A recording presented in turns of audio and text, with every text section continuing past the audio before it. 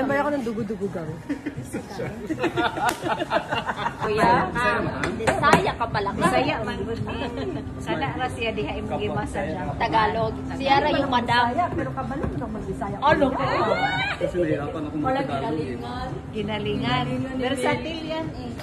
So guys, nabudol na naman tayo ng kababayan natin. Nag-aaral ka ba kayo ng pagmamassage?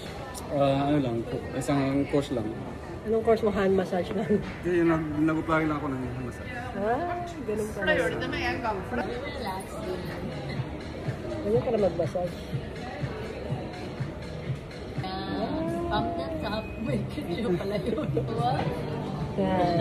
Yes, I do.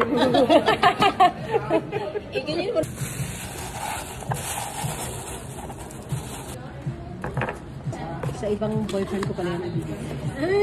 Bodo nito isaw. Ang galing nito. Ang galing magbalot. Yun talaga yung binayaran ko, yung box. Yes, dapat social tayo. Dapat Saka talaga yan. social yung bumili ko yan eh. Hindi tayo mapapagkamalang hampas lupa. Binayaran mo.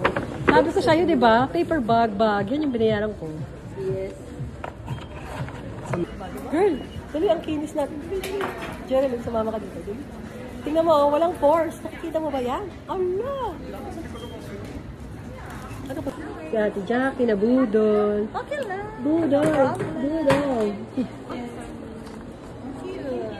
Ay, yung dalawa hindi pa nabubudol. Budulin natin yan.